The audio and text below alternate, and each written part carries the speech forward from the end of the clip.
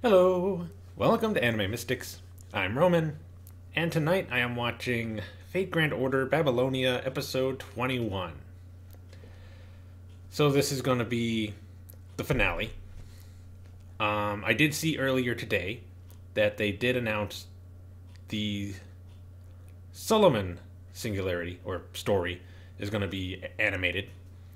I don't think they gave a date yet. I don't know if it's going to be an anime, like what this is, or if they're going to do just a movie. I feel like if they're going to do it as a movie, if they make it at least 2 hours, it could cover everything. Most everything, like all the important bits. If they do a series, I think just a 12 episode series would be fine. Maybe 15 if they wanted to make it extended a bit. But 12 should be fine if they decide to do it. But a 21, well, I think technically 19, because 2 of the episodes were, what do you call it? Recap episodes. So it's technically a 19 episode series for Babylonia. I think a 15 episode would be fine for Solomon at max. So, yeah. I'm looking forward to that one. I will be doing reactions to it. I just wish they would do the other singularities as well. But I also kind of feel like it's... it wouldn't be a waste, I think. Because other than Camelot, which is getting a movie, the rest of it, nobody, unless you've played the game, nobody knows what happened in those stories. So it would still work out to do a series for the other singularities, in my opinion, because I still want to see them all. I know some of them are considered kind of bad, but there's still scenes from all of them that I want to see animated. So yeah. Hopefully, one day they'll just do the rest of them. And maybe then we'll get some of the Epic of Remnants, and then the Lost Belts. Who knows? But anyway, last episode, they pretty much had their final battle with Tiamat. They were still having difficulty stopping her from climbing up the wall to get to the surface. King Hassan, the first Hassan, did instill the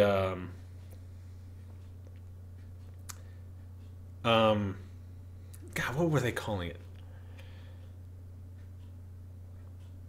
The concept of death. He put the concept of death into her so they could beat her. But even then, none of their attacks were really doing a whole lot of damage. And even though he kept her from flying, which I don't understand how, because she still had her wings, it's pretty positive in the game. He cut her wings off. I could be wrong, but I'm pretty positive that's what happened. So it didn't really make a whole lot of sense to me that she wasn't flying up to the top. She was climbing, considering we could still see her wings. But, you know, whatever. I'm not going to complain too much.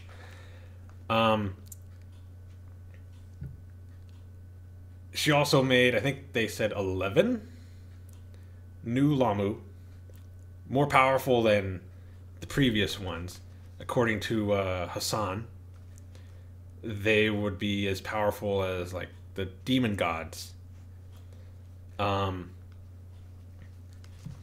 Ishtar, Mash,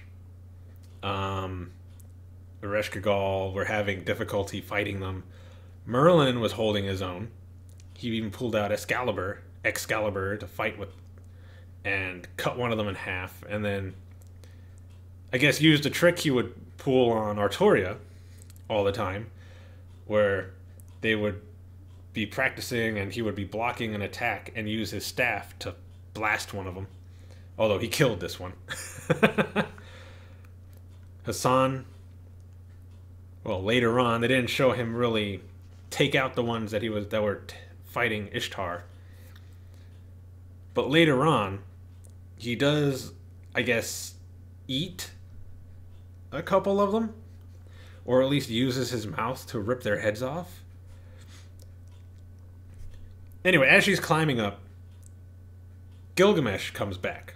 Not King Gilgamesh, but Servant Gilgamesh. Archer, not caster. And gets her to fall off the side of the wall. And then she's about to use this attack. I think they called it Negagenesis. Which is basically, she's like deconstructing the underworld, which would destroy pretty much everything. I guess except for Fujimaru. The way Merlin explained it was only living creatures could be in there. Servants and all of that would die, but he would be fine. Ereshkigal used her Noble Phantasm to stall for time while they came up with a plan. And basically, the plan came down to Mash using her Noble Phantasm to kind of negate the effects of Negagenesis. And Merlin would use his Noble Phantasm to kind of clear a path for Fujimaru to get into Negagenesis and attack Tiamat. Gilgamesh even gave him one of his weapons. I don't know what weapon. I kept seeing comments about it, but I can't remember what names they used. And I don't know a whole lot about the weapons Gilgamesh has in his treasury. Although I'm pretty positive I read somewhere basically all of the weapons are in there, except for maybe Karna's spear. Pretty sure he doesn't have that one. But everything else is there. And whatever he gave to Fujimaru would apparently be good enough to defeat Tiamat. Because he stabbed her in the head, like Gilgamesh told him to. And she stopped Negagenesis, and then Gilgamesh used Enema Elish, his Noble Phantasm, to kill her. And then they show that Fujimaru had a conversation with Tiamat. And then, he went his way. Then the whole underworld started collapsing. Oh, I forgot. Ereshkigal died.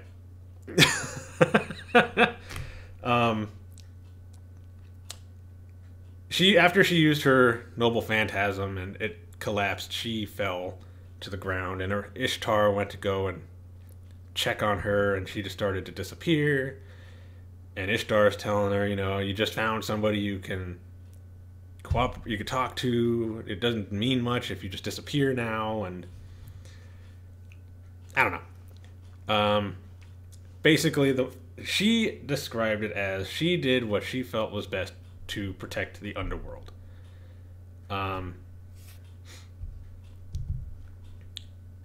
Because she's not allowed to really help the living in the underworld, but she did, which I guess was breaking a law of the underworld or something.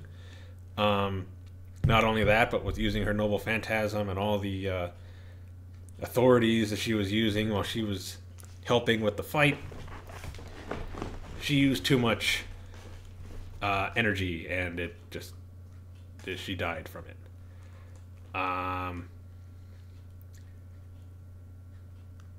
So yeah. The last scene we see is Fujimaru and Mash lying on the ground holding hands. But Tiamat is gone, the Lamu are gone, the mud is gone. So now it's just the wrap-up. So let's get into this episode. Video is going to be located over here. And the link to the reaction is going to be in the description down below. And we're going to start this episode in 3, 2, 1.